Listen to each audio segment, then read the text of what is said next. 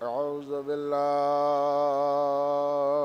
من الشيطان اللعين الرجيم. بسم الله الرحمن الرحيم. الحمد لله رب العالمين، والصلاة والسلام على أشرف الأنبياء والمرسلين وخاتم النبيين وطه وياسين ومولانا ومولى الثقلين إمام الحرمين صاحب کعبہ قوسین جد الحسن والحسین ابی القاسم محمد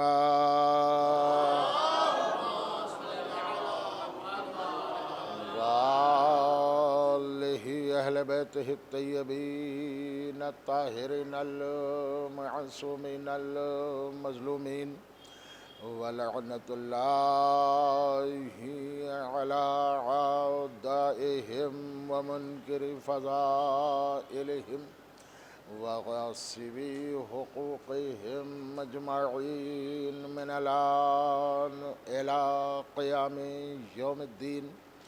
أما بعد فقد قال الله سبحانه تبارك وتعالى في كتابه المبين وهو أصدق الصادقين وقوله الحق. بسم الله الرحمن الرحيم. شهر رمضان الذي أنزل فيه القرآن. صلوات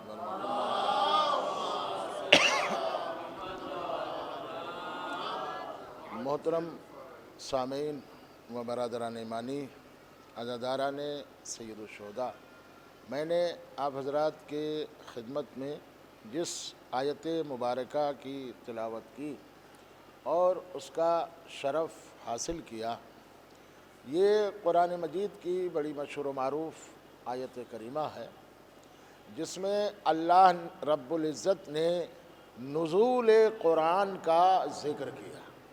قرآن کا یہ ایک بہت بڑا سبجیکٹ ہے اور ایک بہت بڑی چیز ہے.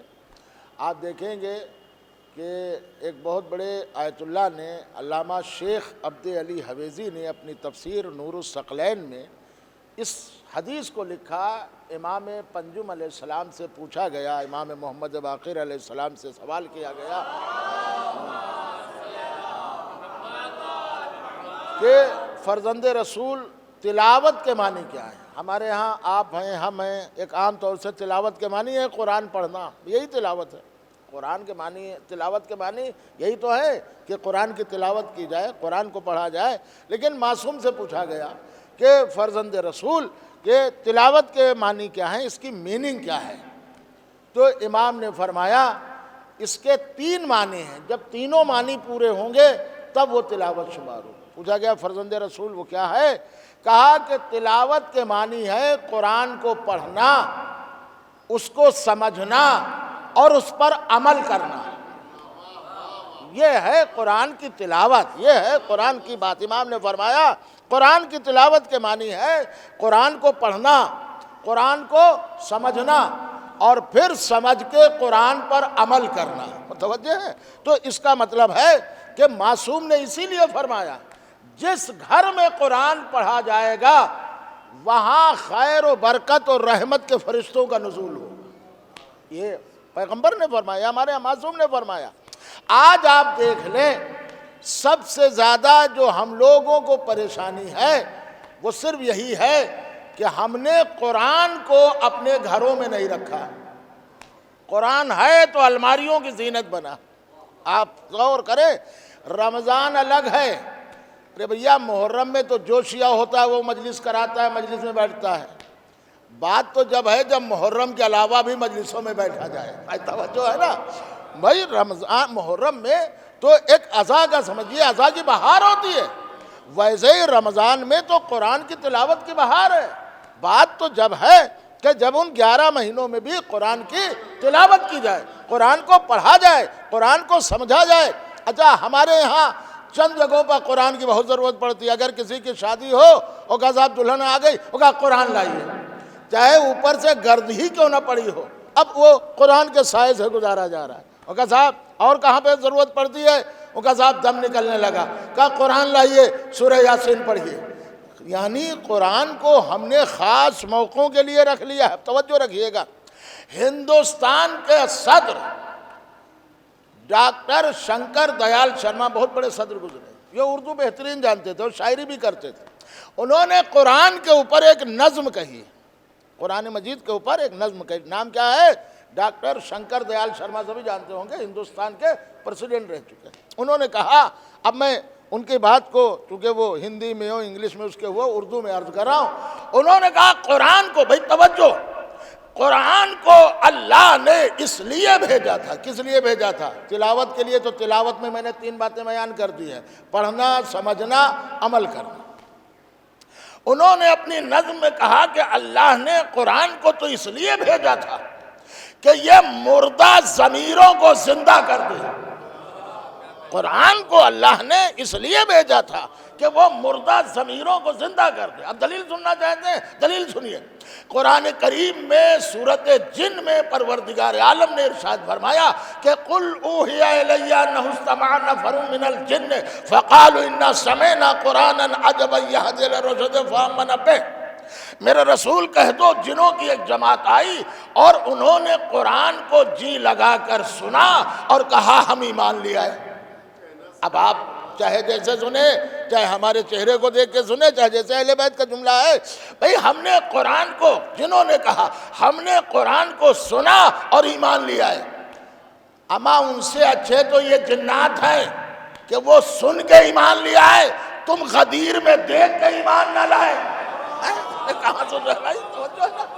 ایک صلوات پڑھیں محمد آل محمد۔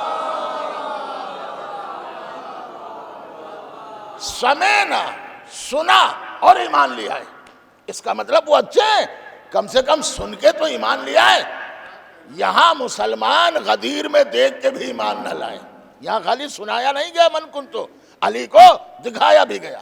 تو قرآن کریم میں جو نازل ہوا تھا، مجھے اسی میں حاضر نزول قرآن، کبھی کبھی حدیثوں کا بھی سہارا لینا پڑتا ہے۔ حدیثیں کے بغیر آپ قرآن بھی نہیں پڑھ سکتے، آپ جانتے ہیں، حدیث کے بغیر آپ قرآن کا سہارا لیں، خالی قرآن سے واضح نہیں کر سکتے، کیونکہ قرآن میں 2 طرح ہے۔ ایک ہے قرآن کی ایک آیت کی تفسیر دوسری آیت کر رہی ہے، اور دوسرے یہ ہے کہ قرآن کی آیتوں کی تفسیر چہاردہ معصومین سے ہوگی۔ اس آیت کے یہ معنی ہے، اس کی یہ میننگ ہے، اس کی یہ، کیونکہ بہت جگہ ایک ہی لفظ آیا ہے لیکن اس کے معنی الگ الگ ہیں، ایک ہی لفظ کے معنی الگ ہیں، اس لیے کہ عربی میں ایک ایک لفظ کے 70 معنی ہوتے ہیں۔ بھائی توجہ رکھیے گا، تمیز ختم ہوئی، عربی میں ایک ایک لفظ کے 70 معنی ہوتے ہیں اور سب کے معنی الگ ہوتے ہیں۔ عربی میں یہ بھی ہے تفسیروں میں کہ ظاہری معنی یہ ہے قرآن کا اور باطنی معنی یہ ہے۔ معصوم نے دونوں معنی بتائے کہ ظاہراً یہ ہے، باطناً یہ ہے۔ میں اس کی مثالیں بھی دوں گا، لیکن آپ ملاحظہ کریں قرآن مجید کی تفسیر کے لیے ہم تفسیر کس سے پوچھیں؟ آپ دیکھیں گے کہ جو مسجدوں میں نمازیوں کو ذبح کر رہے ہیں وہ بھی کہہ رہے ہیں ہم تو سب قرآن سے کام کر رہے ہیں۔ جو لوگوں کی جان لے رہے ہیں وہ بھی کہہ رہے ہیں ہم قرآن سے کام کر رہے ہیں۔ جو لوگوں کی جان بچا رہے ہیں وہ بھی کہہ رہے ہیں ہم قرآن سے کام کر رہے ہیں۔ اس کا مطلب قرآن میں 2 حکم تو نہیں ہو سکتے۔ اب آپ سوچئے گا، تو قرآن میں اللہ نے جو ذکر کیا وہ کیا کیا؟ پیغمبر نے فرمایا یہ قرآن وہ ہے جو تمام کتابوں کی سردار ہے۔ آپ میری طرح متوجہ رہیں، قرآن وہ ہے جو تمام کتابوں کی سردار، اور رمضان وہ ہے جو تمام مہینوں کا سردار۔ بھئی پیغمبر نے فرمایا یا علی، جیسے قرآن تمام کتابوں کی سردار، جیسے رمضان تمام مہینوں کا سردار، یا علی جیسے جمعہ تمام دنوں کا سردار، جیسے جمعہ تمام دنوں کا سردار. سنا کرے حدیث پیغمبر نے فرمایا یا علی جیسے قرآن تمام کتابوں کے سردار، جیسے جمعہ تمام دنوں کا سردار، جیسے رمضان تمام مہینوں کا سردار، ویسے ہی یا علی تم تمام انسانوں کے سردار. صلوات پڑھیں محمد آل محمد.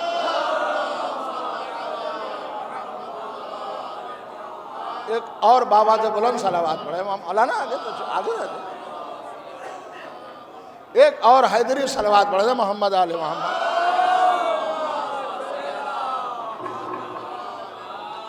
اب دیکھیں میں یہاں تک لایا یا علی ویسے ہی تم تمام انسانوں کے سردار.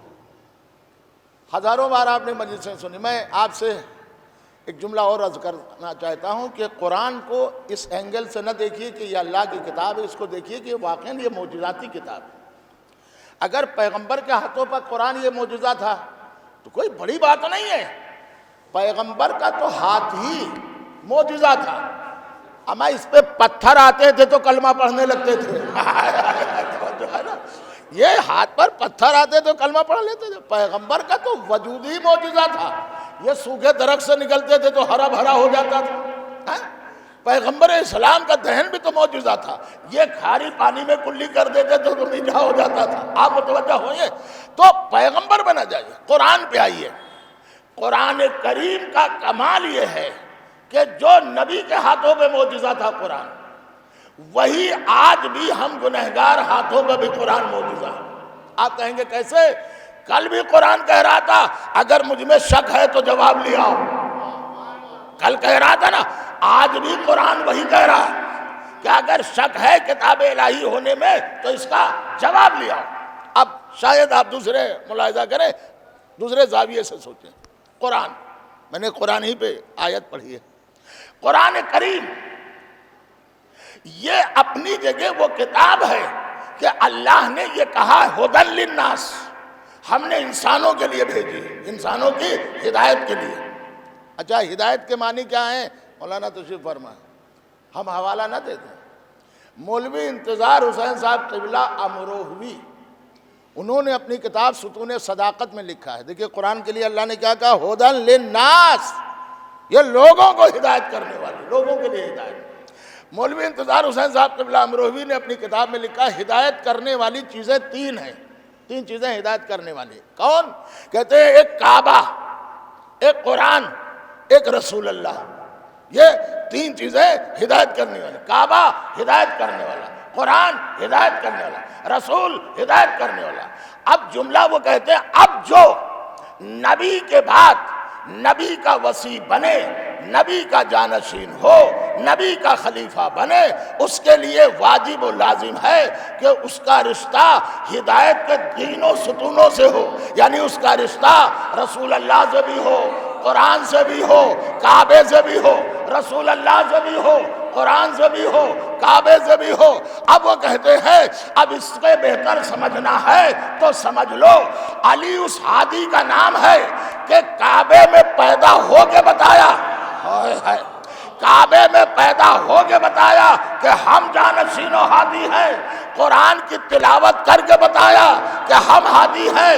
نبی کے ہاتھوں پر اٹھ کے بتایا کہ ہم ہادی ہیں. قرآن کو سمجھنا. میں نے عرض کیا تھا بیلنس. قرآن معجزاتی کتاب تو ہے، آج بھی ہے. اس کا بیلنس کیا ہے آپ کبھی سوچیں. میں یوں نہیں کر رہا ہوں، کتنی ریکارڈنگ ہو رہی ہیں، لوگ تو میرے فضیحت اڑائیں گے کہ مولانا کیا پڑھ گئے. ایک اہل سنت والجماعت نے کتاب لکھی ہے قرآن کے معجزاتی ہونے پر. اس میں بہت سی چیزیں لکھی ہیں مگر میں آپ کی خدمت میں اس کی ایک چیز لے رہا ہوں. کہا قرآن میں جتنی بار، آپ توجہ رکھیں، قرآن میں جتنی بار دنیا کا لفظ آیا ہے اتنی ہی بار آخرت کا بھی لفظ آیا. یہ ہے قرآن کا معجزہ، بیلنس. یعنی اللہ سمجھانا چاہتا ہے کہ میاں جتنی دنیا ضروری ہے اتنی ہی آخرت ضروری ہے، کم زیادہ نہیں ہے. مگر یہ مولا علی نے فرمایا آخرت جو وہاں ہے وہاں کچھ نہیں ہے ہمارے آپ کے لیے، زیرو بیلنس، زیرو. جو یہاں کرو گے اچھے کام وہ وہاں ملیں گے. جو آپ اچھے کام نیک کام یہاں کریں گے اس کی جزا وہاں ملے گی. یہاں بھی مولا علی نے ایک خطبہ کہا ہے بغیر الف کے، بغیر الف کے خطبہ اس میں ہے کہ جب انسان کی آنکھ بند ہو جائے، یہ دیکھیے آنکھ کھلی ہے، سب ہمارا، یہ کھیت ہمارا، یہ باغ ہمارا، یہ جائیداد ہماری، یہ مکان ہمارا، یہ اولاد ہماری، یہ رشتہ دار ہمارے، اور اب آنکھ بند کر لیجئے۔ مولا علی نے اسی کا نقشہ کھینچا ہے۔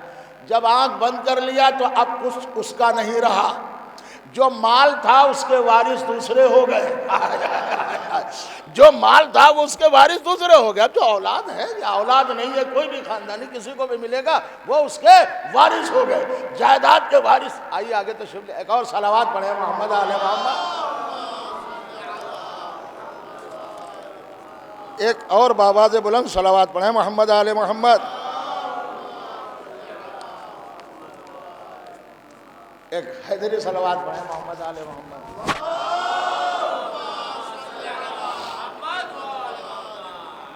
آپ ایسے ہی پڑھیں گے تو ایک دھیمی صلوات پڑھ دیجئے محمد آل محمد۔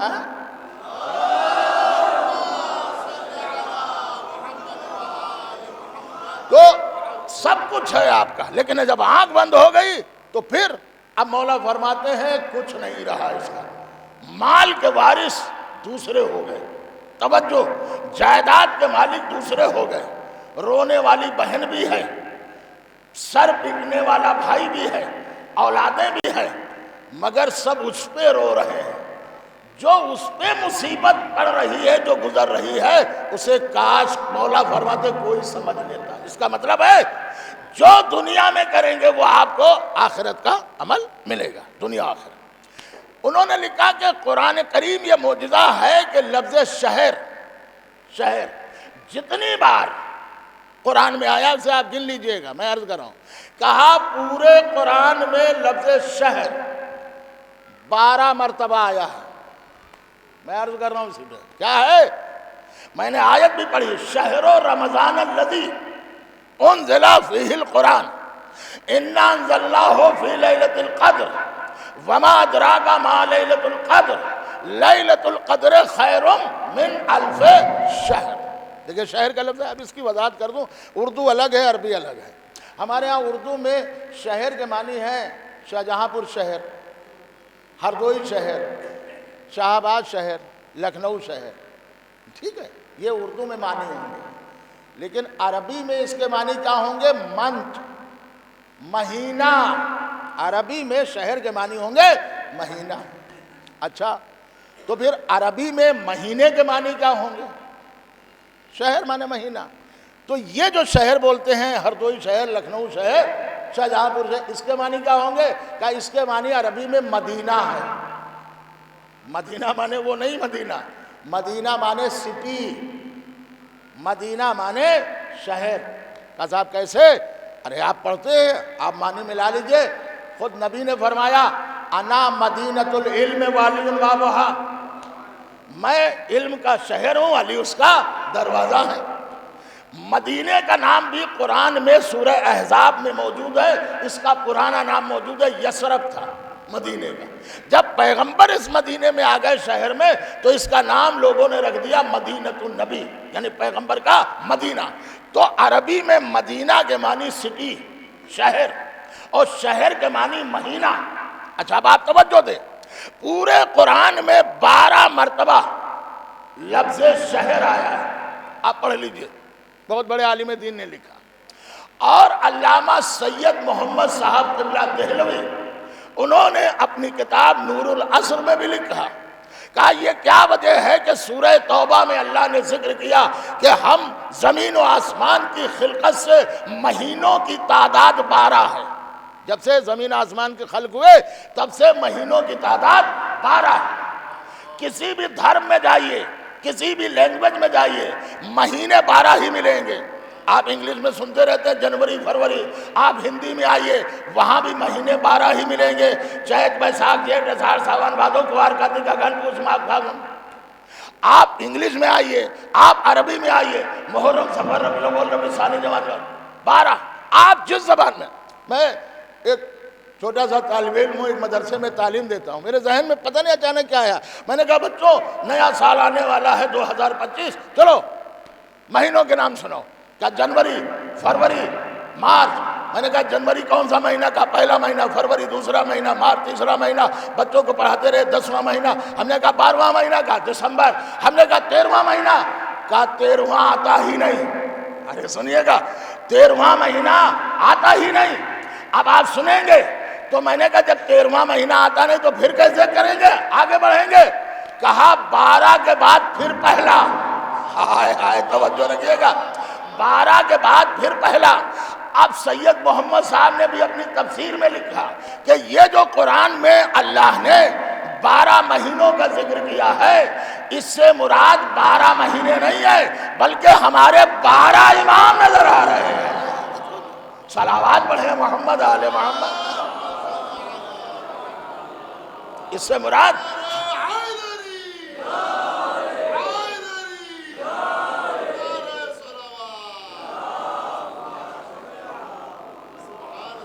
اچھا دیکھیں قرآن نازل کب ہوا؟ نازل کیا رجب میں قرآن نازل نہیں ہوا؟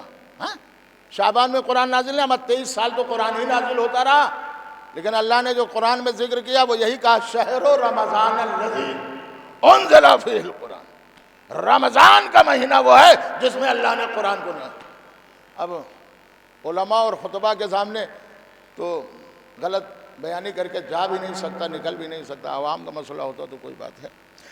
ہمارے ہاں عربی میں 2 لفظ ایجاد ہیں، ایک ہے انزلہ، انزلنا، انزلہ، یہ سب ایک ہی خاندان کے الفاظ ہیں، ٹھیک ہے؟ اور ایک لفظ ہے تنزیل۔ سورہ یاسین میں بھی اللہ نے تنزیل کا لفظ استعمال کیا، سورہ واقعہ میں بھی اللہ نے تنزیل کا لفظ، تنزیل من رب الرحیم، یہ قرآن اپنے رب کی طرف سے تنزیل کیا ہوا۔ اِنَّا أَنزَلْنَاهُ فِي لَيْلَةِ الْقَدْرِ، ہم نے قرآن کو شب قدر میں نازل کیا، تو قرآن نازل ہوا۔ تو اب آپ پڑھیے گا ان دونوں کا فرق ہے، تنزیل کے معنی ہے تھوڑا تھوڑا قرآن نازل کرنا، کوئی چیز تھوڑی تھوڑی نازل کرنا، اور انزلنا کے معنی ہے ایک ساتھ نازل کر دینا۔ تو پھر اب آپ قرآن کو اللہ دونوں طرح کہہ رہا ہے، انزلنا بھی ہے، تنزیل بھی ہے۔ یا اللہ قرآن اگر تھوڑا تھوڑا آیا تو پھر ایک ساتھ کیسے، اور اگر ایک ساتھ آیا تو پھر تھوڑا تھوڑا کیسے؟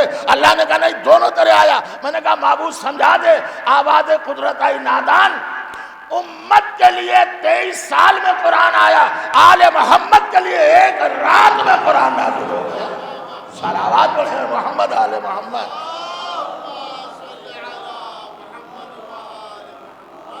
یہ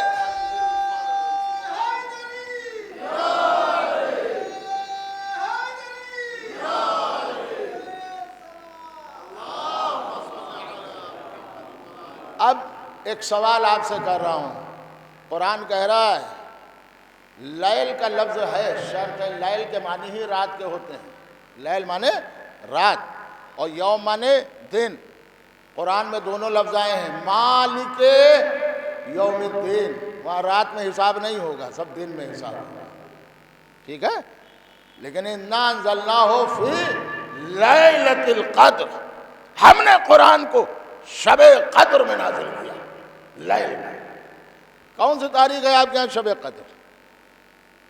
شب 19، شب 21، شب 23۔ انمان یہی ہے زیادہ تر کہ قرآن شب 23 میں ہی نازل ہوا، یہی ہے نا؟ اچھا مسلمانوں کے ہاں کون سی شب قدر ہے؟ شب 27، ان کے ہاں وہ شب قدر ہے، تو ان کے ہاں الگ بات ہے۔ لیکن جو بھی ہے قرآن رات میں نازل ہوا ہے، دن میں نازل نہیں ہوا۔ اور ہمارے یہاں ہو یا مسلمانوں کے یہاں، ان میں وہ راتیں ہیں جن میں اندھیرا زیادہ ہے، اجالا کم ہے۔ اب آپ نہ سمجھیں گے تو کون سمجھے گا؟ چاند میں پہلی سے 14 تک فل روشنی رہتی ہے، 14 کے بعد پھر روشنی کم ہوتی ہے، اندھیرا بڑھتا جاتا ہے، 15 کو اور زیادہ، 18 کو اور زیادہ، یہ روشنی کم ہوگی، تبھی تو آخر میں پھر نیا چاند نکلے گا۔ تو چاند میں روشنی کم ہوتی جاتی ہے، اندھیرا بڑھتا جاتا ہے۔ قرآن کب نازل ہوا؟ کہا صاحب شب 23 میں، شب 27 میں۔ یہ وہ تاریخیں ہیں جس میں نور کم ہے، ظلمت زیادہ ہے، اندھیرا زیادہ ہے، روشنی زیادہ۔ ہم آپ کو کہہ رہے ہیں ہم ذاکری چھوڑ دیں گے اگر آپ کوئی لوگ یہ ثابت کر دیں علماء میں سے کہ جب قرآن آتا تھا، نازل ہوتا تھا، آیت آتی تھی تو پیغمبر کہتے ہوں کسی صحابی سے یا کسی سے، اے بھیا تم گواہ رہنا، جبریل دیکھو آئے ہیں 5 آیتیں لے کر آئے، یہ 2 گواہ 2 صحابیوں کے سامنے اور آیتیں سنا، نہ کوئی گواہ نہیں۔ جب بھی قرآن آیا جبریل نبی کے پاس لے کر آئے، کوئی گواہ نہیں، اور جو گواہ ہے اس کی گواہی تم مانتے نہیں، جو گواہ ہے اس کی گواہی تم مانتے نہیں۔ تو قرآن اندھیرے میں نازل ہوا، اس کا کوئی گواہ نہیں، پھر بھی سارے مسلمانوں نے اسے سینے سے لگائے رکھا ہے، قرآن کو سینے سے لگا رکھا ہے۔ اندھیرے میں نازل ہوا، رات میں نازل ہوا، کوئی گواہ نہیں، پھر بھی اسے سینے سے لگا لیا۔ اما شرم کے سمندر میں ڈوب جاؤ، ذلت کے سمندر میں ڈوب مرو، اما جو قرآن رات میں نازل ہوا، اندھیرے میں نازل ہوا، جس کا کوئی گواہ نہیں، نازل ہوتے وقت دیکھا بھی نہیں، اس کو سب نے سینے سے لگا لیا، اور جو قرآن غدیر کے اجالے میں دکھایا گیا،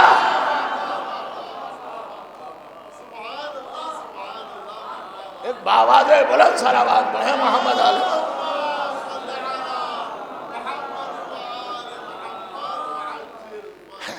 اچھا، اور اپنی بات کو وضاحت کرتے ہوئے وہ حوالہ جو سب کے ہیں، فرمان علی صاحب قبلہ کا نام سنا، ہوتا کیا ہے جو ہندوستانی عالم ہوتا ہے نا اس کی ویلیو کم ہوتی ہے، اس لیے کہ اس سے ہم آسانی سے مل سکتے ہیں۔ یہ مقدس عالم تھے، ایک کتاب چھپی ہے کرامات علماء، اس میں آپ پڑھیے فرمان صاحب کا ذکر ہے، کیسے کیسے نایاب ہیرے اپنے یہاں ہندوستان کی دھرتی پر آتے ہیں۔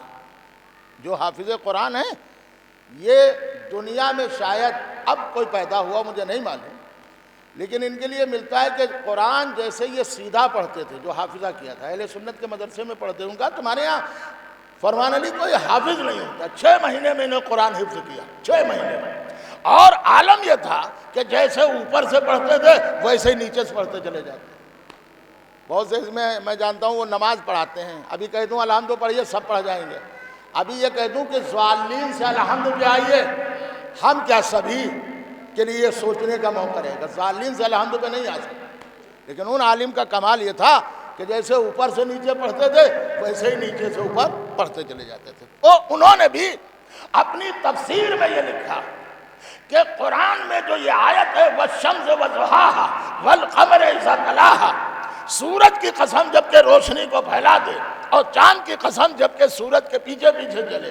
انہوں نے بھی یہ لکھا کہ سورج سے مراد محمد ہے، چاند سے مراد علی ہے، سورج سے مراد محمد ہے، چاند سے مراد علی ہے۔ اب بھی نہیں سمجھے؟ اما سورج ایک ہوتا ہے، چاند 12 ہوتے ہیں، ہائے ہائے ہائے ہائے، سورج ایک ہوتا ہے، چاند 12 ہوتے ہیں۔ میں دلیل دے دوں، میرے پاس جس کو ضرورت ہو دیکھ لے، اتنا بڑا پوسٹر ہے، ناروے سے آیا تھا، جن صاحب نے بھیجا ہو اللہ ان کو سلامت رکھے، یہی آیت لکھی ہوئی ہے۔ اور کب کی بات ہے کہ جب لوگ چاند پہ گئے تھے، تم پڑھو آگے، اہل بیت کو لوگ اتنا ہی پہچانیں گے جتنا دنیا آگے بڑھتی جائے گی، اہل بیت سب سے پہلے جو لوگ چاند پہ گئے تھے، تو چاند کی تصویر لے کر، جو چاند ہی پہ پہنچ گئے، فوٹو نہ کھینچیں گے تو کیا کریں گے، تصویر لے کر آئے تھے، اور تصویر جب امریکہ میں وہ آئی تو ریلیں چلتی تھی، اس کو دھلائی کے لیے دیا، اتفاق سے وہ دکان کسی سیاہی کی تھی، اس نے فوٹو وغیرہ سب صاف کیے، بالکل دھل دیے، تیار کر دیے، تو اب جو اس نے چاند کی پہلی بار تصویر جو وہیں سے لی گئی تھی اس کو صاف کیا، تو اس میں آپ دیکھ سکتے ہیں موجود ہے، میں نے کئی لوگوں کے واٹس ایپ پہ بھیجا تھا، بہت سے لوگوں نے دعا دی، مولانا وجول صاحب نے کہا کہ یہ تو آپ نایاب چیز لے کر آئے ہیں۔ تو یہ جو چاند ہے اس کے اوپر جلی حرفوں میں عربی زبان میں علی لکھا ہے، میں یوں ہی دعویٰ نہیں کر رہا ہوں، یہ چاند پہ آپ دیکھتے ہیں کالا کالا سا دھبا، یہ دھبا نہیں ہے، لفظ علی لکھا ہے۔ اور یہ بھی میں عرض کر دوں، انہوں نے اس میں لکھا ہے، یہ جو لفظ علی لکھا ہے دنیا میں، دیکھیے آواز ریکارڈ ہو رہی، یوں ہی نہیں کر رہا ہوں، دنیا میں کوئی ایسا پوسٹر، بینر، اخبار چھپا ہی نہیں جو اتنا بڑا ہو۔ انہوں نے لکھا 7,500 کلومیٹر میں لفظ علی لکھا ہے. ہائے ہائے ہائے ہائے.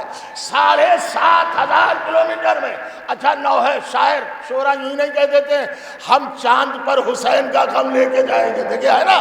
تو عزیزو یہ بات تو سمجھ میں آ رہی ہے کہ چاند پر امام، چاند 12 ہوتے ہیں نا، اور چاند پر علی کا نام لکھا ہے. سورج محمد ہے، چاند علی ہے. اب توجہ رکھیے گا، اگر سورج، یہ جو کھیتی باڑی ہے، یہ گیہوں ایسے رہ جائیں اگر سورج نہ نکلے، پھر کہا یہ سب بیکار کھانے کے لائق نہ ہوں اگر چاند اپنی روشنی نہ دے. سورج جو ہے پھلوں کو، کوئی بھی پھل ہو، چاہے گیہوں ہو، چاہے دھان ہو، چاہے آم ہو، امرود ہو، سنترا، یہ پھلوں کو سورج پکاتا ہے. اور چاند ٹھنڈی ٹھنڈی روشنی میں اسے میٹھا اور شیریں بناتا ہے. توجہ رکھیے، اسے میٹھا اور شیریں بناتا ہے. بس آ جائیے، اب جملہ آپ کے حوالے ہے، کہنے سے سنیے. سورج ایک ہے، چاند 12 ہے. مسلمانوں اگر علی کو ہٹا دو گے تو یہ جو کھاتے ہو یہ کھانے کے لائق رزق نہ بچے گا. ہائے ہائے ہائے ہائے. ارے صلوات پڑھیں محمد آل محمد. یہ تو آپ نے سن لیا، یہ بہت بڑے عالم دین نے اپنی کتاب میں لکھا، پڑھ لیجئے. اب میں حوالہ خطبے سے دے رہا ہوں اور زیارت سے. ہمارے یہاں ایک زیارت ہے جس کو 10ویں امام حضرت امام علی نقی علیہ السلام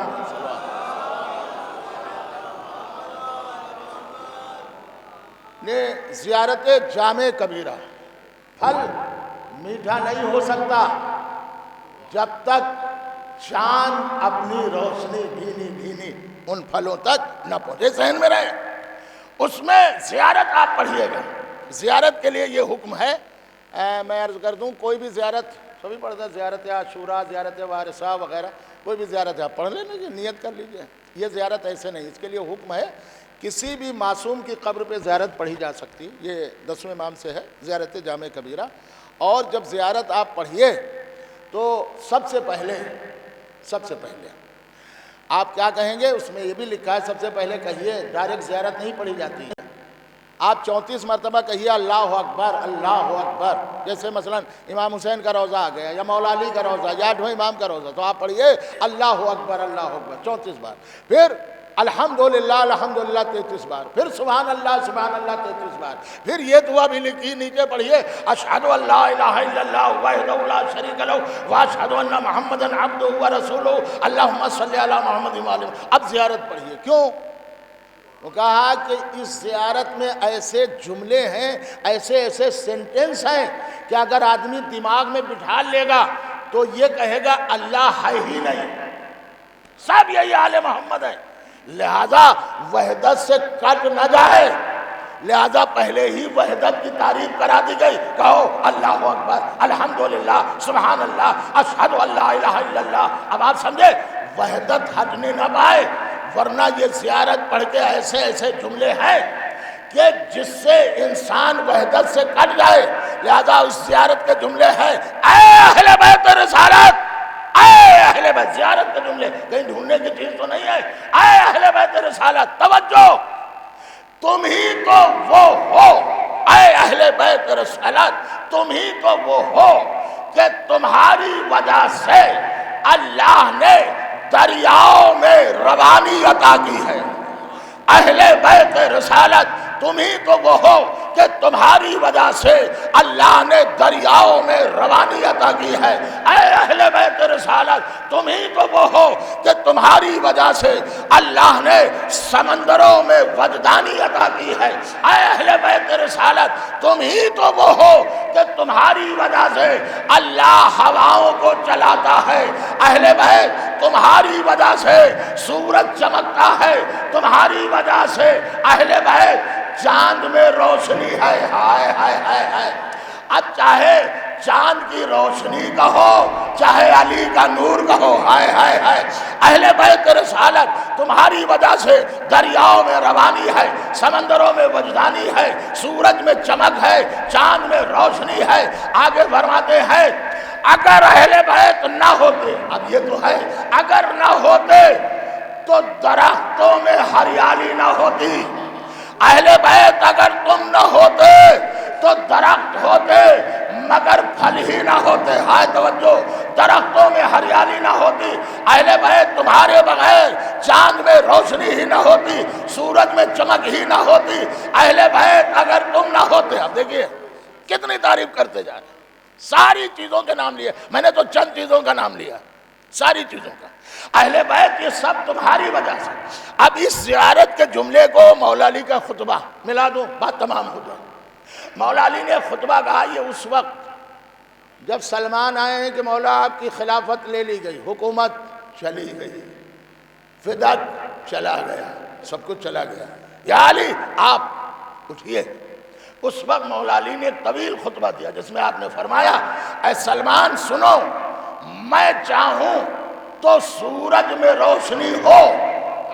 علی کا خطبہ, میں چاہوں تو سورج میں روشنی نہ ہو, میں چاہوں تو چاند چمکے, میں چاہوں تو چاند نہ چمکے, میں چاہوں تو ستارے نکلے, میں چاہوں تو ستارے نہ نکلے, میں چاہوں تو ہوائیں چلے, میں چاہوں تو ہوائیں نہ چلے, میں چاہوں تو دریاؤں میں روانی ہو, میں چاہوں تو دریاؤں میں روانی نہ ہو, میں چاہوں تو سمندر میں وجدانی ہو, میں چاہوں تو سمندر میں وجدانی نہ ہو, میں چاہوں تو درختوں میں ہریالی ہو, میں چاہوں تو درختوں میں ہریالی نہ ہو. میں سلمان اب تم کہاں تک سنو گے, میں کہاں تک بتاؤں گا. بمختصر اتنا سمجھو کہ خالق کائنات خدا ہے اور مالک کائنات علی ہے.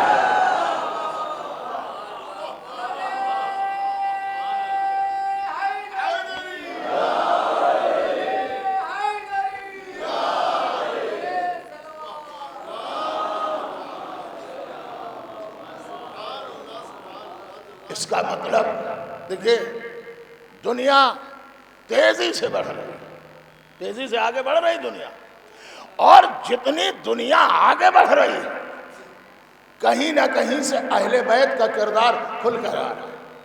میرے موبائل میں وہ اخبار کی کٹنگ موجود ہے, کہیے تو میں دکھا دوں گا. مولانا وجیل صاحب یعنی میں جو ہمارے ساتھ پڑھاتے ہیں ان کو ملا تھا, انہوں نے بھیجا تھا, آپ اس کو پڑھیے. ہم ہوں یا آپ ہوں, انسان خاندانی وراثت کو کبھی بھلاتا نہیں ہے. یہ بھی ہے, جو باپ دادا کے عادت و اطوار ہیں وہ انسان میں اپنے آپ آتے ہیں. ان کا صاحب یہ اتنا اچھا اخلاق والا کون سے, ان کا صاحب ان کے ابا تھے, ان کے گھر میں ان کے چچا تھے. ان کا صاحب یہ اتنا بد اخلاق کیسے, وہ کہا ان کا تو پورا گھرانہ ہی ہے. تو باپ دادا کے اخلاق آتے ہیں.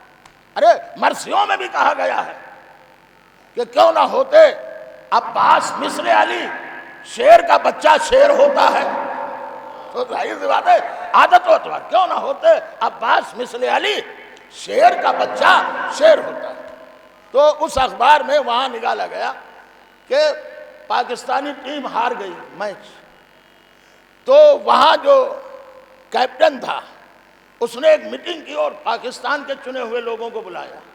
اس کا ایک نام راوڑستان بھی ہے. وہاں بلایا اور کہا کہ آپ لوگ کیسے ہار گئے.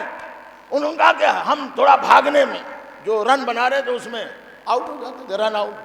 تو کہا کہ ان سارے لوگوں کو, اور آج سے پاکستان کے نصاب میں جو کتابیں چلتی ہیں اس میں خلیفہ دوم کا سبق پڑھایا جائے, کارکردگی پڑھائی جائے. وہ کہا کیا کارکردگی, کہا تم لوگوں کو, مسلمانوں کو, ارے رن آؤٹ ہو گئے, بھاگنے میں پچ اتنی بڑی ہے تم بھاگ نہیں پائے, کم سے کم تم لوگ ہمارے اپنے خلیفہ کی زندگی کو پڑھ لیتے, اتنا بڑا میدان ہوتا تھا کیسے بھاگتے تھے. ہائے ہائے ہائے ہائے, صلوات پڑھے محمد آل محمد.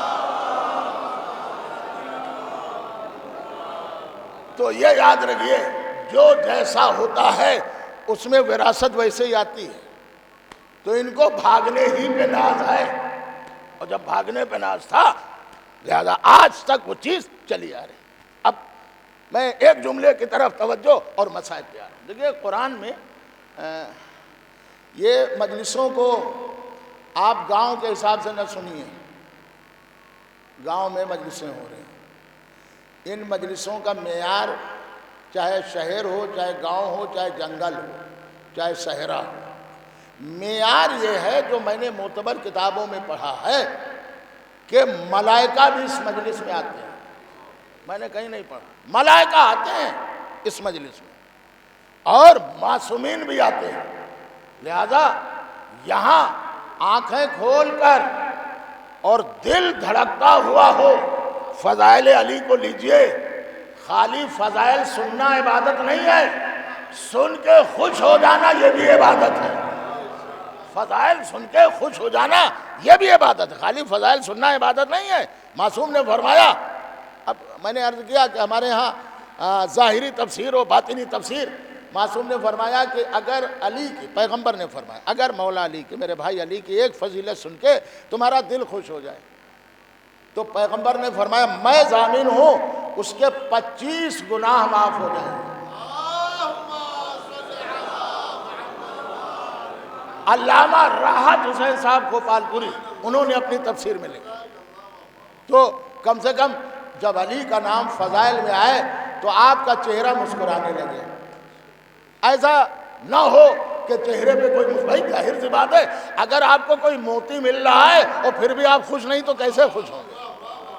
موتی کی قیمت ہے, فضائل علی کی کوئی قیمت نہیں ہے.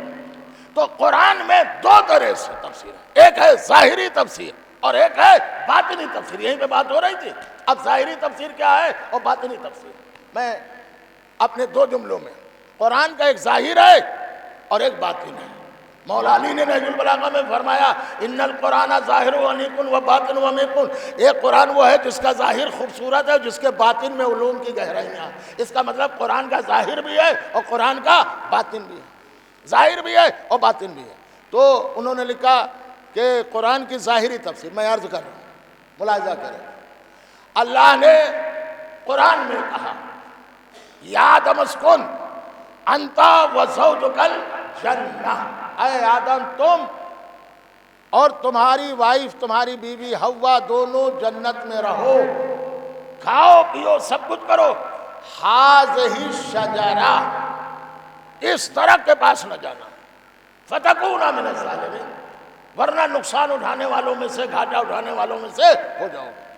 محمد انعام کلکتوی صاحب نے اپنی کتاب ہدی للعالمین میں لکھا کہ کیا وجہ ہے کہ جناب آدم ایک پھل کھانے کی وجہ سے جنت سے نکال دیے گئے. سوچنے کا مقام ہے, ایک عبرت بھی ہے.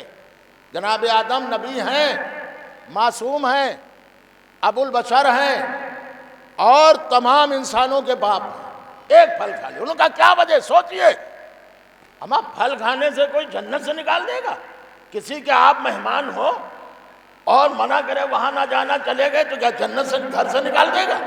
تو آدم کی حیثیت مہمان کی تھی, نکالے کیوں گئے؟ انہوں نے, محمد انعام کلکتوی نے اپنی کتاب میں تحریر فرمایا کہ جنت میں باغات ہی باغات, ہر طرح کے باغ, ہر طرح کا درخت. ایک درخت جنت میں اللہ نے زہرا کے نام سے لگایا تھا, ایک درخت. مگر تھا یہ ایک درخت, پھل اس میں ہر قسم کے تھے. آپ کہیں گے کیسے؟ انہوں نے اپنی تفسیر میں لکھا اس میں گندم کا بھی پھل تھا, اس میں جو کا بھی پھل تھا, اس میں بہی بھی لگتے تھے, اس میں سیب بھی تھے, اس میں انگور بھی تھے, نارنگی بھی تھے. یعنی یہ ایک درخت وہ تھا جس میں ہر قسم کے پھل لگتے تھے. اسی لیے کسی نے لکھا آدم نے گندم کھایا, کسی نے لکھا جو کھایا, کسی نے لکھا سیب کھایا, کسی نے یہ, سب بات صحیح. بس میں بات تمام پہ آ رہا ہوں. انہوں نے لکھا کہ آدم کا ترک اولا یہ ہوا کہ پوری جنت کے پھلوں کو اللہ نے منع نہیں کیا تھا کہ تم جنت میں پھل نہ کھانا. یا آدم ہذہ الشجرہ, اس درخت کے بعد دیکھیں ایک ہی درخت تو ہے, سب کو منع نہیں کیا. کہا آدم کا ترک اولا یہ تھا کہ فاطمہ زہرا کے درخت کا پھل اپنی مرضی سے توڑ کر کھا لیا, اجازت اللہ سے نہیں لی, جبکہ اللہ نے یہی منع کیا تھا کہ جانا بھی نہیں, کھانا تو الگ بات ہے. بھائی توجہ, ہذہ الشجرہ, اس درخت کے پاس نہ جانا. آدم نے ترک اولا یہ کیا کہ فاطمہ کے درخت کا وہ پھل بغیر اجازت کھا لیا۔ اب انہوں نے لکھا، اللہ نے کہا آدم اب چاہے تم دعائیں مانگو، چاہے ریکویسٹ کرو، چاہے توبہ کرو، اس میں اب کوئی گنجائش نہیں ہے۔ ہمارا مسئلہ ہوتا تو بات بن جاتی، یہ کائنات کی زہرا کا مسئلہ، ہائے ہائے ہائے، یہ کائنات کی شہزادی کا مسئلہ، یہ فاطمہ کا مسئلہ، یہ نبی کی بیٹی کا مسئلہ، یہ علی کی سودا کا مسئلہ، یہ 11 اماموں کی ماں کا مسئلہ ہے۔ کائنات کی ملکہ ہے، کائنات کی شہزادی ہے، تمہاری ہمت کیسے ہوئی؟ فاطمہ زہرا کے درخت کا پھل کھانے پر آدم نے بڑی توبہ کی، مگر بات نہیں بنی، جنت سے نکال ہی دیے گئے۔ اما تو اب بھی آپ نہیں سمجھے، اما چاہے نبی ہو، چاہے ابو البشر ہو، چاہے فرشتوں سے سجدہ کرایا گیا ہو، چاہے معصوم ہو، اگر زہرا کے درخت کا ایک پھل کھا لے تو جنت میں رہ نہیں سکتا، اور اگر کوئی باغ فتق پورا کھا جائے۔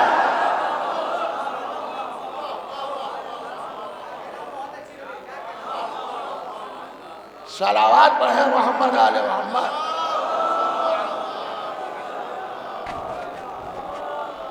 ایک اور بآواز بلند صلوات پڑھیں محمد آل محمد۔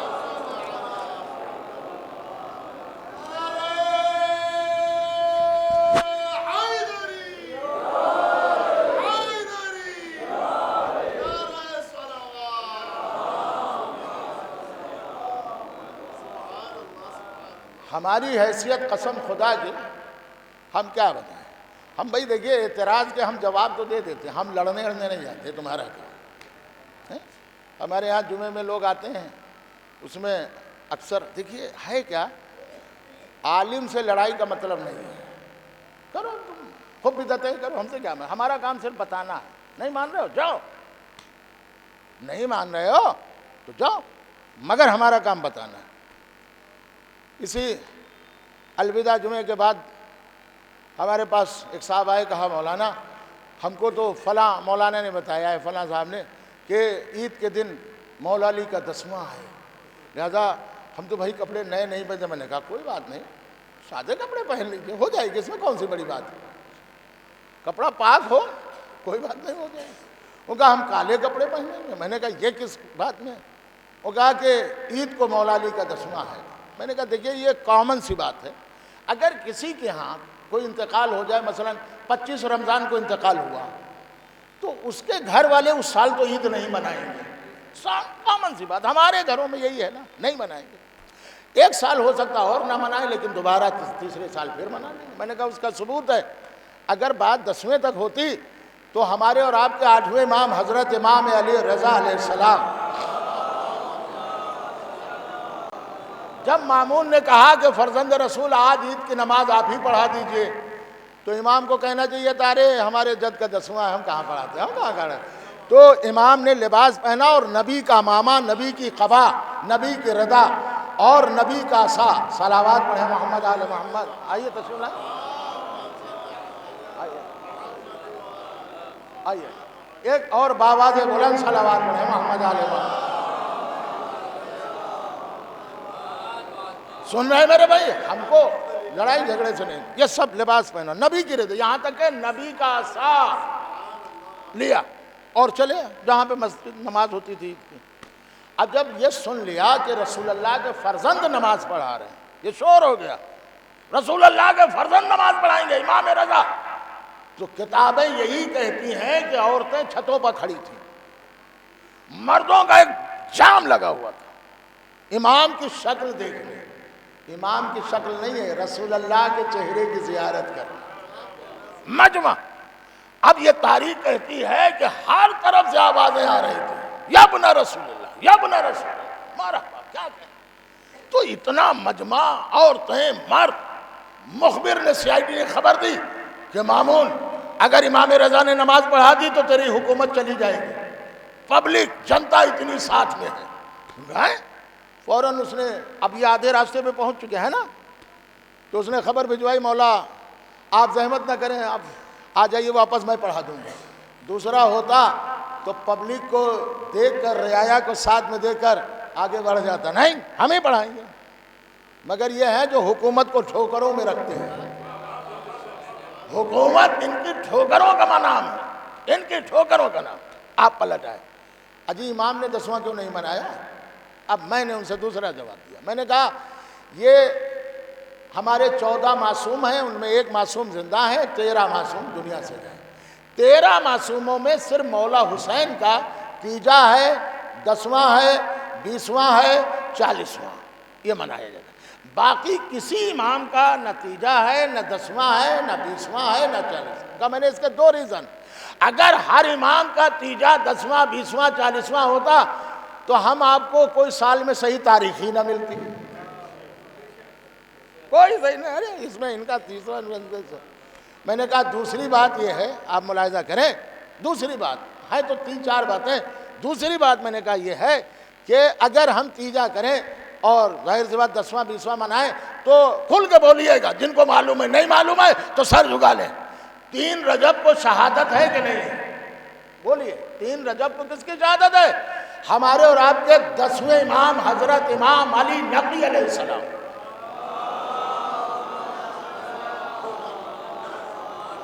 تو جب 3 رجب کو شہادت ہے تو اب 5 رجب کو پھر تیجا کریے، 5 رجب کو ولادت ہے۔ اچھا دیکھیں 5 رجب کو ولادت کریے نا تیجا، پھر آپ ولادت کی تاریخ میں مجلس کریے، اور جب 3 رجب کو شہادت ہے تو 13 رجب کو 10واں ہے۔ ہائے ہائے ہائے ہائے ہائے بھئی، جب 3 رجب کو شہادت ہے تو 13 رجب کو 10واں ہے۔ اگر کالے کپڑے عید میں مولا علی کا 10واں ہے تو پھر 13 رجب کو 10ویں امام کا 10واں۔ صلوات پڑھیں محمد آل محمد۔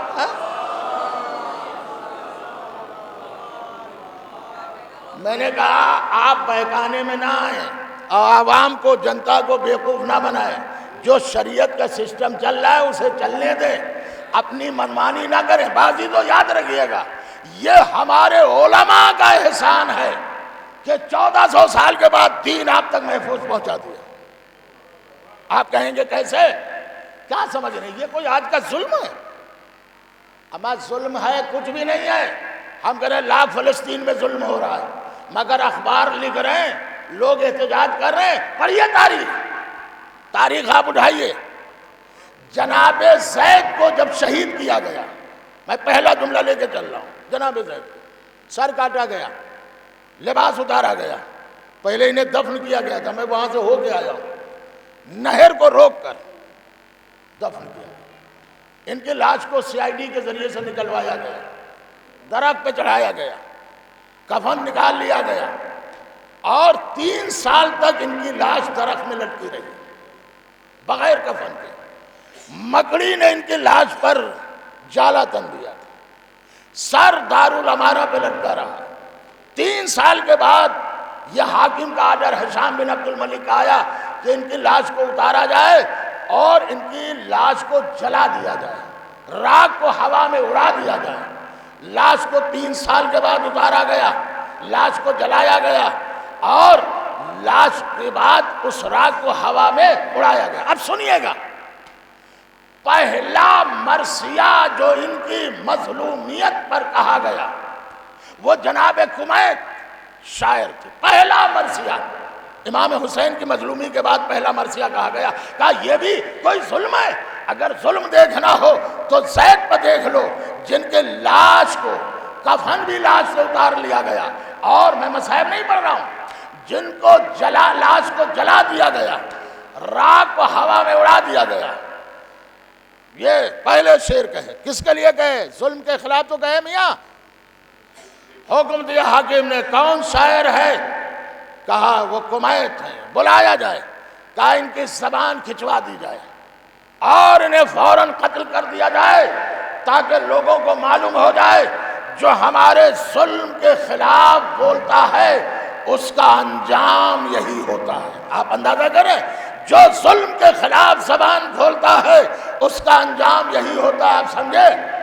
ایک زبان کبھی، اب لوگوں کا حوصلہ بڑھا، میں یہ کون، مرنا بڑی بات ہے، جناب زید پہ مظلومیت پہ مرثیہ کہا، ان کو مار دیا گیا، تو لو ہم بھی کہیں گے۔ لوگوں نے اشعار جناب زید کے دیواروں پہ لکھ دیے، اور پھر ان کی مظلومیت کے چرچے تاریخوں میں ہونے لگے۔ آپ سمجھے، مظلوم کو جتنا دبایا جائے گا ذکر اتنا ہی اوپر ابھرتا چلا جائے۔ تم نے طاقت ہی نہیں دیکھی۔ میں ایک جملہ اور آ رہا ہوں صرف آپ کے خدمت۔ اسرائیل نے خالی یہ نہیں کہ مسلمانوں کو مارا، اہل ایمان کے دلوں کو چھلنی کر دی۔ کیا سمجھتے ہیں جو لبنان کا حزب اللہ کا کمانڈر حسن نصر اللہ، یہ حسن نصر اللہ نہیں تھے، یہ اپنے وقت کا شیر تھا، قسم خدا کی شیر تھا۔ میں تو دیکھتا تھا کہ نیوزیں، شیر تھا۔ جب وہ مسکراتے تھے تو کتنے اہل ظلم روتے تھے، اور جس نے کہہ دیا تھا ہمارا جینا جب تک ہے زندگی ہے، شہزادی زینب کے روضے پہ آنچ نہیں آ سکتی۔ اور آپ سمجھے یہ کون ہے؟ انہوں نے نام بھی ان کا رکھا گیا حزب اللہ۔ اب آپ پڑھو، قرآن میں حزب اللہ کا لفظ آیا ہے، آیت میں حزب اللہ، اللہ کا گروہ۔ شہزادی زینب نے یہی کہا تھا یزید ہم حزب اللہ میں سے ہے، تو حزب شیطان میں سے ہے۔ یہ آپ دیکھیں، یہ آئیے صلوات پڑھیں محمد آل محمد۔ ہم حزب اللہ میں سے، میں دلیل دے ملاحظہ کریں۔ مار دیا تم نے، کتنے ٹن بارود سے وہ بلڈنگ اڑا دی، پھر اس کے نیچے مارا، ٹھیک ہے، شہید ہو گئے اپنی جگہ۔ سنیے گا جملہ، اور اب بکے ہوئے زر خرید میڈیا نے یہ اعلان کیا کہ آیت اللہ خامنائی بھی بنکر میں چلے گئے، چھپ گئے، سنا ہوگا۔ انہوں نے کہا اب کی جمعے کی نماز میں پڑھاؤں گا۔ اب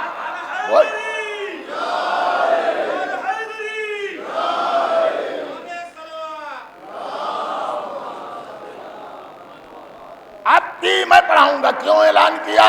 تم نے کہا تھا وہ چھپ گئے۔ علی کا شیر چھپتا نہیں ہے، علی کا شیر کچھار میں رہتا ہے، جب باہر نکلتا ہے تو میدان میں بھاگنے والوں کا سلسلہ جواب۔ آپ کی جمعہ کی نماز میں پڑھاؤں گا۔ آپ ہسٹری دیکھ لیں، مجھے جھٹلا لیجئے گا، کوئی بات نہیں، کوئی نہیں کہہ سکتا۔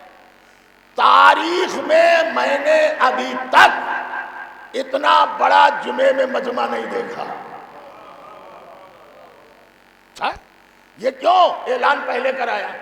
ارے جمعے کے دن کر دیتے 10 بجے اعلان، اندر سے بات ہو میں پڑھاؤں گا، نہیں، پہلے اعلان کر دیا رہبر نے، میں پڑھاؤں گا۔ کیوں؟ ظالموں، حاسدوں، لوکیشن لے لو۔ اب تو لوکیشن کی ضرورت نہیں ہے، کھلے میدان میں۔ پہلے تو کہہ رہے تھے حسن نصر اللہ کی لوکیشن صحیح نہیں ملی، 4 بلڈنگیں گرانے سے کیا فائدہ، لوکیشن اب لے لینا۔ میں نے پہلے کہہ دیا میں پڑھاؤں گا، جتنے اسلحے ہیں جمع کر لینا۔ سلام ہو ان قوموں پر جو اپنے پیشوا کے ساتھ کفن باندھ کر نماز پڑھنے کے لیے آ جاتے ہیں۔ سلام ہو ان قوموں پر۔ کہا جب میرا پیشوا نہ رہے گا تو ہم زندہ رہیں گے، کیا کریں؟ دیکھیں حوصلوں سے دیکھیں۔ آپ پڑھیے، احد میں سب رسول اللہ کو چھوڑ کے چلے گئے، سب احد میں۔ اور اس دور میں وہاں پر بھاگ جانا عقل مندی تھی۔ ارے جان تو بچی، چاہے کوئی کچھ کہے۔ صرف 12 لوگ بچے تھے، 12 لوگ۔ تو یہ جو 12 تھے، ان میں مولا علی بھی تھے، انہوں نے اپنی نیامیں توڑ دی تھی جس میں تلوار رکھی جاتی ہے۔ وہ جو بھاگ رہے تھے وہ یہ کہہ رہے تھے کہ اب جب رسول اللہ نہیں رہے، یہ خبر اڑی تھی معاذ اللہ محمد قتل ہو گئے، تو ہم یہاں رہ کے میدان میں کیا کریں، بھاگو اپنی جان بچاؤ۔ یہ کہہ رہے تھے جب رسول اللہ ہی نہیں رہے تو ہم زندہ رہ کے کیا کریں، لہذا اپنی نیامیں توڑ دو۔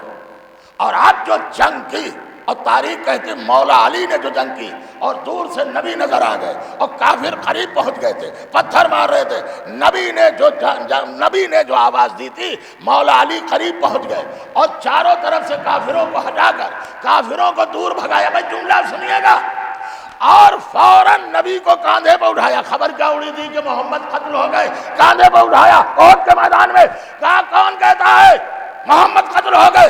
یہ دیکھو اللہ کا رسول میرے کاندھے پہ ہے، محمد قتل نہیں ہوئے، اللہ کا رسول میرے کاندھے پہ ہے۔ قدرت کی آواز آئی، علی حل جزاء الاحسان الا الاحسان، احسان کا بدلہ احسان سے ہے۔ اگر آج تم نے میرے نبی کو احد کے میدان میں چند لوگوں کے سامنے بلند کیا تو کل غدیر میں لاکھوں کے مجمع میں محمد کہیں گے من کنت مولا۔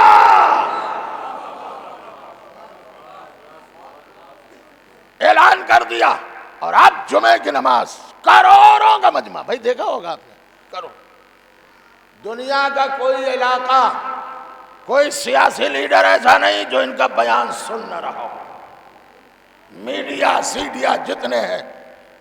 اب بعد میں کیا لکھا کہ اتنا خطرہ ہونے کے باوجود ان کے چہرے پہ کوئی شکن نہیں تھی، کب بم آ جائے، کب میزائل آ جائے، کب کیا ہو جائے، مگر چہرے پر کوئی شکن نہیں تھی۔ آپ سمجھے یہ اسی علی والے وہی ہیں جس علی نے نہج البلاغہ میں اعلان کیا ہے کہ اگر پورا عرب و عجم ایک طرف ہو جائے اور مل کر سب علی پر حملہ کرے، میں اکیلا رہ جاؤں، پورا عرب و عجم ایک ہو جائے نہج البلاغہ میں، تب بھی کہتے ہیں علی قدم پیچھے نہیں ہٹائے گا، اس لیے کہ علی ابو طالب کا پسر ہے۔ رہبر نے نماز پڑھائی، خطبہ دیا، اور اس پہ سب کو حیران بار بار دکھا رہے تھے خاک شفا کو سینے، دیکھا ہوگا، پوچھا گیا، انٹرویو ہوا تو انہوں نے کہا یہ کیا ہے؟ کہا یہی خاک تو ہے جو ہمیں زندہ کیے ہوئے ہے، آئے ہائے ہے، یہی کربلا ہمیں زندہ کیے ہوئے۔ اور ایک انگریز نے لکھا ہے، میرے پاس موجود ہے اس کا بیان، کہ شیعوں کو تو مارا جا ہی نہیں سکتا، یہ کمزور کیے جا سکتے ہیں، کم کیا جا سکتا ہے، لیکن دنیا سے ان کو بالکل ختم نہیں کیا جا سکتا۔ کہا کیوں؟ کہا ان کے پاس دو طاقتیں ہیں جو ان کو طاقت بخشتی ہیں، دو بازو ہیں جن سے وہ اڑتے ہیں۔ کہا کیا؟ کہا ایک کا نام کربلا ہے، دوسرے کا نام امام زمانہ ہے۔ یہ دو طاقتیں ہمارے پاس، کربلا بھی ہے اور کربلا کو دیکھنے والا امام زمانہ ہے۔ آپ زندگی کو آگے بڑھیں۔ بس عزیزوں میں نے ختم کیا، مگر ایک چیز، یہ بڑے حساس ہو کے جملہ سنیے گا اور سمجھ میں آ جائے تو دعا کر دیجیے گا۔ دو چیزیں ہیں، آیت اللہ خمینی کا مجھے بڑا اسپیچ بیان پسند آتا ہے جو کہہ کے گئے، انہوں نے کہا دو چیزیں اللہ نے تمہیں گفٹ دی ہدیے میں، تحفے میں، ان دو چیزوں کو سنوار کے رکھو، یہ دو دھروہر ہیں، یہ دو ہیرے ہیں، یہ دو رتن ہیں۔ انہوں نے اپنی اسپیچ میں کہا کہ وہ دو دھروہر کیا ہے، گفٹ کیا ہے؟ کہتے ہیں کہ ایک منبر ہے، دوسرے محراب ہے، یہ محراب و منبر۔ اب آگے کہتے ہیں اگر اس محراب و منبر سے اللہ، رسول اور امام کا بیان ہوگا تو منبر کا بھی تقدس بڑھتا چلا جائے گا، اور اگر اس محراب و منبر سے اپنی ذاتی بات بیان کی جائے گی تو اس کا تقدس گھٹ جائے گا۔ منبر پہ جب آؤ، محراب پہ جب آؤ تو پھر اللہ اور رسول کا بیان ہو۔ بس دلیل سنیے، میں مصائب پہ آ گیا، آپ بھی متوجہ ہو گئے، میں مصائب پہ آ گیا۔ دلیل سن لیجئے، خمینی صاحب جب آیت اللہ خمینی جب فرانس میں تھے، پہلے نجف رہے پھر فرانس، ایران کی گورنمنٹ نے پابندی لگا دی تھی، انہیں دیش سے نکال دیا تھا۔ ایک صلوات اور پڑھیں محمد آل محمد۔ آپ متوجہ رہنے دیں، انہیں ایران سے نکال دیا گیا، یہ فرانس میں تھے۔ اس وقت کیا کرتے تھے؟ کرتے یہ تھے کہ اس دور میں ٹیپ ریکارڈ کا دور تھا تو اپنی بات ریکارڈ کرتے تھے اور پھر وہ گوپنی طور پہ ایران آتی تھی. وہاں کے علماء جو انقلاب کے حامی تھے ان کو ملتی تھی اور وہ اس کی کئی کاپیاں کرواتے تھے تو مسجد کے پیش اماموں کو ملتی تھی. اور مسجد کے پیش امام اس کو جب مسجد میں جاتے تھے مومنین نماز ادا کرنے کے لیے تو وہاں یہ سنایا جاتا تھا کہ آقا کا پیغام یہ ہے. پورے لوگ بھائی کیسے پہنچائیں پورے ایران میں؟ یہ ایک طریقہ تھا. آپ پڑھیے گا کتاب ہے اذان، اسے پتہ چلا شاہ کو، ایران کے حاکم کو، کہ یہ خمینی صاحب اپنا پیغام بھجواتے ہیں اور جو علماء ہیں یہ مسجد میں نماز پڑھاتے ہیں اس کے ذریعے سے مومنین کو سناتے ہیں. تو اس نے کہا کیا کیا جائے؟ بڑا مشورہ ہوا تو انہوں نے کہا دیکھیے نماز کے لیے تو آپ بند نہیں کر سکتے، ایسا کر دیجئے اذان پہ پابندی لگا دو. جب اذان نہیں ہوگی تو لوگ متوجہ ہی نہیں ہوں گے. لہذا شاہ کی طرف سے پہلی مرتبہ اذان پہ پابندی لگی. کہا کہ کوئی اذان مسجدوں پہ نہیں ہوگی. اب یہی ظاہر سی بات خمینی صاحب کا پیغام نہ پہنچے، جب اذان نہیں ہوگی تو انسان متوجہ نہیں ہوگا. اذان ہوئی تو آپ متوجہ تو ہوئے کہ نماز کا وقت ہو گیا، جائیں یا نہ جائیں. تو جب کہا اذانیں نہیں ہوں گی نماز پڑھیے. اذان واجبات میں سے نہیں ہے، اذانیں نہیں ہوں گی. اب ظاہر سی بات ہے پوری پابندی ایران ملک پہ لگ گئی. اب خمینی صاحب کا فتویٰ آ گیا. انہوں نے کہا آج سے ہر ایرانی شیعہ مرد و عورت سب پر اذان دینا واجب ہے. ایرانی شیعہ پر اذان دینا واجب ہے. میاں کہیں اذان واجب ہوتی ہے؟ کوئی ہے بتا دے؟ اذان مستحب ہے. بہت اچھا. مسجد میں اذان نہیں ہوئی، ہم آ گئے 1 بجے ہم نے نماز پڑھ لی، کہ ہماری نماز باطل ہو جائے گی؟ نہیں، نماز رہے گی.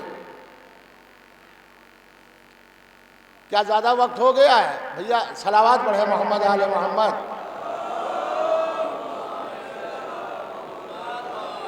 ایک بآواز بلند صلوات پڑھے محمد آل محمد. آئیے قبلہ تشریف لائیں.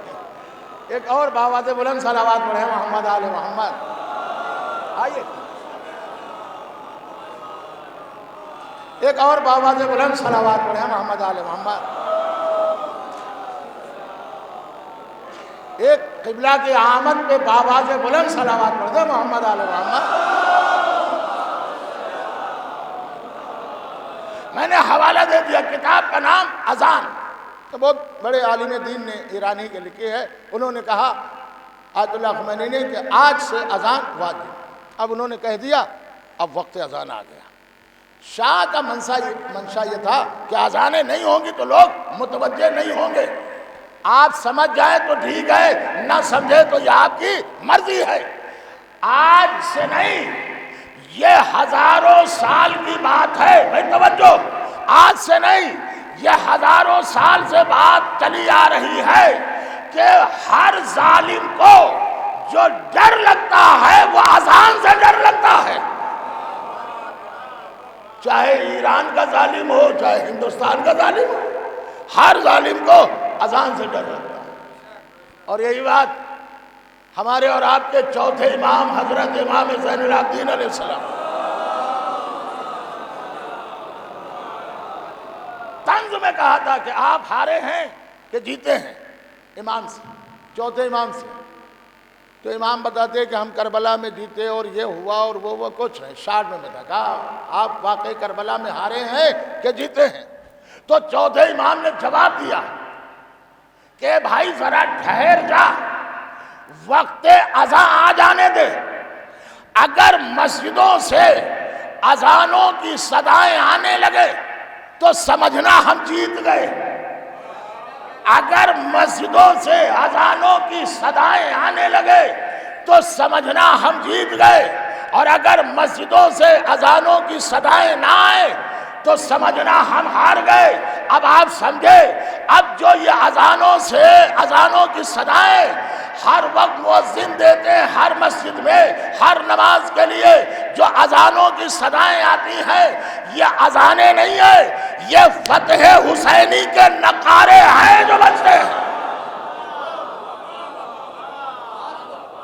یہ فتح حسینی کے نعرے ہیں.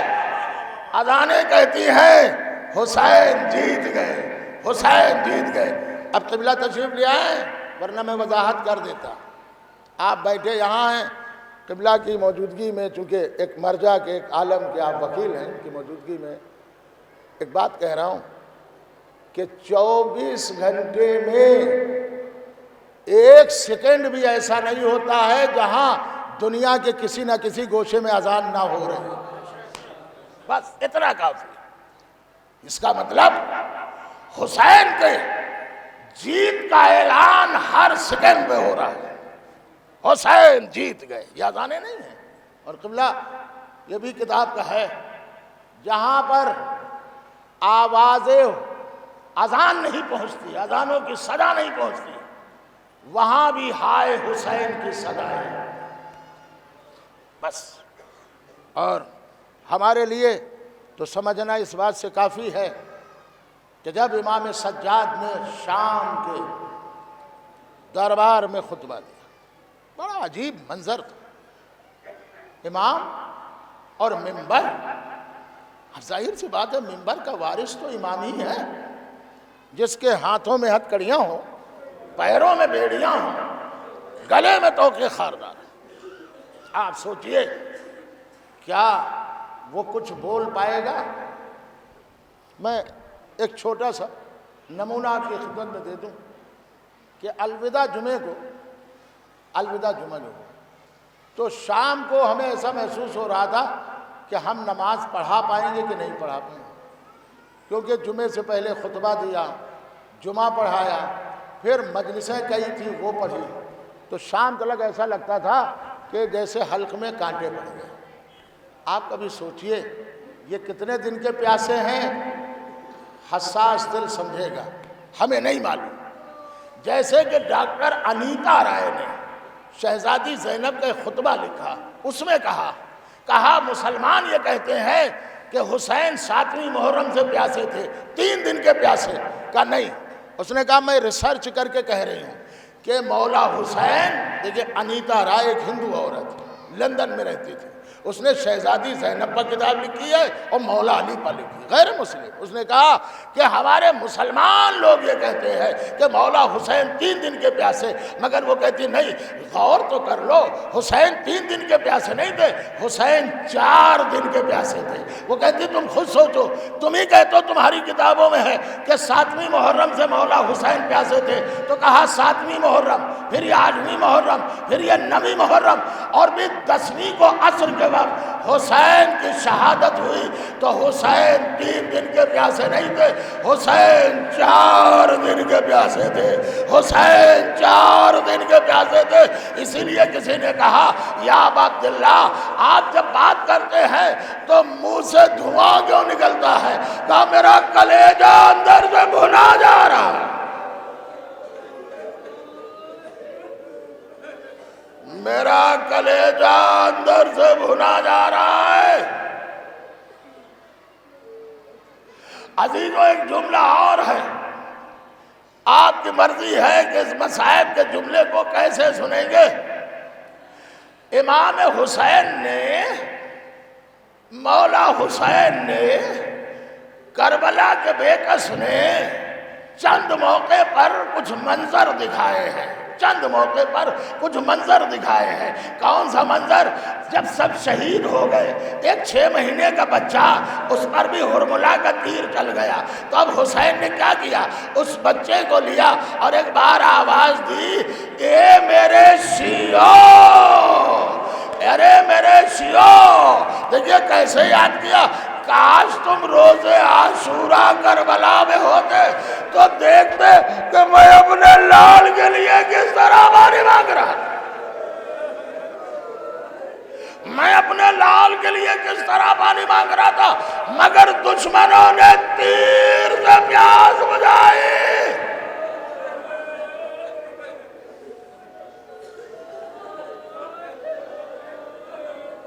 جزاکم ربکم، اللہ آپ کو کسی غم میں نہ رلائے سوائے غم مظلوم کربلا کے۔ دوسری بار آپ کو کیسے یاد کیا؟ دوسری بار رخصت آخر میں سجاد کے ذریعے سے یاد کیا، کہا میرے لال اب ہم مرنے جا رہے ہیں، کچھ پیغامات ہیں۔ اے میرے لال جب قید شام سے چھوٹ کر مدینے جانا تو میرے دوستوں کو میرا سلام کہہ دینا، اور کہنا جب ٹھنڈا پانی پینا تو میرے شیعوں کو،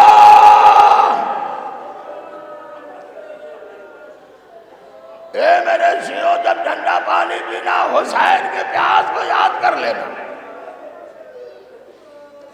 عزیزو ایک کتاب، بہت کم یہ مسائل کا جملہ پڑھا گیا ہے، مگر کتاب میں جملہ میں نے پڑھا ہے، جب سکینہ اپنے بابا کے لاشے سے لپٹی ہوئی فریاد کر رہی تھی، شہزادی زینب آ گئی، بیٹی تم نے کیسے پہچانا کہ یہ تمہارے بابا کا لاشا ہے؟ اس پہ سر بھی نہیں ہے، اس پہ لباس بھی نہیں ہے۔ کہا بوبی اماں جب میں بابا کو پکار رہی تھی تو یہی سے آواز آئی تھی، الیہ الیہ، آؤ میری سکینہ۔ کہا اے بوبی اماں بابا نے مجھ سے کچھ مرثیہ کہا ہے۔ کہا سکینہ کوفہ و شام میں یہ مرثیہ پڑھ دینا، بازاروں میں۔ بیٹی کیا کہا ہے؟ کہا بابا نے کہا ہے سکینہ جب کوفے کے بازاروں میں جانا تو کہنا میرا بابا پیاسا مارا گیا۔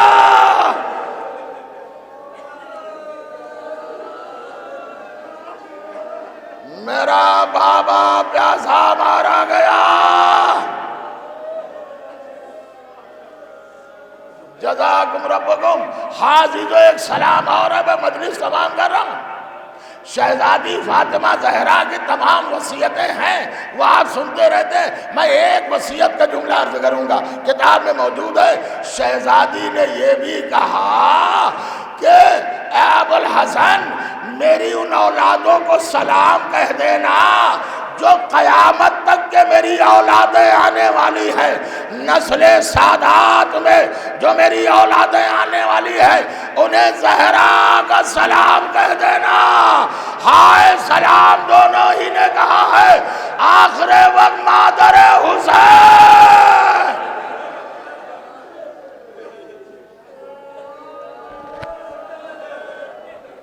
جزاکم ربکم، اللہ آپ کو کسی غم میں نہ رلائے سوائے غم مظلوم کربلا کے۔ کبھی کبھی مصائب میں پورے مصائب پڑھ جائیے، کچھ نہیں، ایک جملہ اگر دل میں چبھ جائے تو پھر آنکھوں سے آنسو نہیں رکتے۔ عزیزو بس ایک ہی جملہ ہے، میں نے کتاب میں پڑھا ہے کہ میرے مولا حسین جب زخموں سے چور ہو گئے، کوئی نیزہ مار رہا ہے، کوئی بھالا مار رہا ہے، کوئی تیر مار رہا ہے، تو حسین گھوڑے سے زمین پہ آئے۔ ادب میں میر انیس نے بھی اسی کو مرثیے میں نقل کیا ہے کہ قرآن رحل زی سے سرے فرش گر پڑا، قرآن رحل زی سے سرے فرش گر پڑا۔ ارے دیوار کعبہ بیٹھ گئی، دیوار کعبہ بیٹھ گئی، عرش گر پڑا۔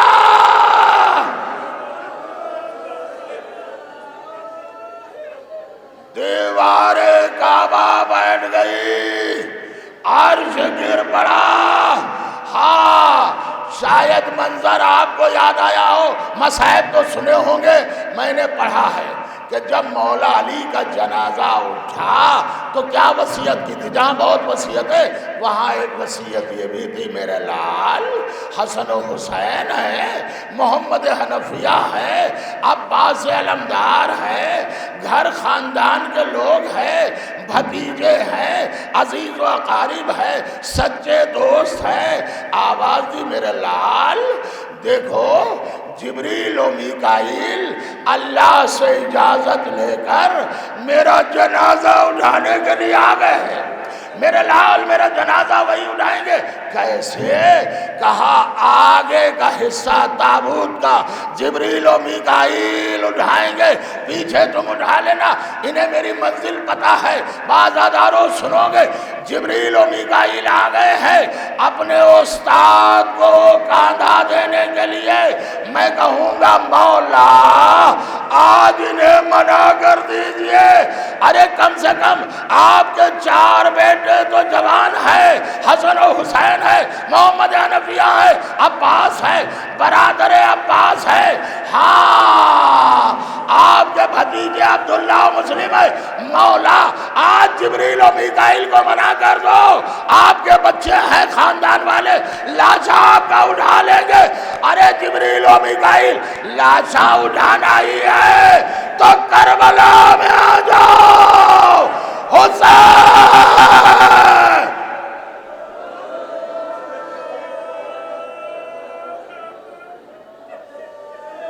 لاشا حسین کوئی اٹھانے والا نہیں ہے۔ بس عزیزو آخری جملے عرض کر رہا ہوں، میں نے کتاب میں پڑھا ہے کہ جب حسین زمین کربلا آ گئے تو گھوڑے نے امام کا طواف کرنا شروع کیا، لوگ تیر مار رہے تھے، قریب آ رہے تھے، جو قریب آتا تھا کبھی گھوڑا اپنے پیروں سے مارتا تھا، کبھی اپنے دانتوں سے، کئی لوگ زخمی ہوئے، لوگوں نے تیر و کمان اٹھائے، گھوڑے پہ چلانا، ختم مجلس گھوڑے پہ چلانا شروع کیا۔ تیسرے ساتھ نے دونوں رکابوں پر زور دیا، کھڑا ہو کے کہتا ہے رے مسلمانوں خبردار، کیا بھول گئے تم اس گھوڑے کو تیر نہ لگاؤ، اس پہ رسول اللہ نے سواری کی ہے۔ ارے غضب ہو گیا، ہائے جانور رسول کی سواری مگر ہائے حسین دوش رسول، کوئی نیزہ کوئی تلوار، سارا گلا، اے اماں اے نانا، ہائے فاطمہ آواز آ رہی، واہ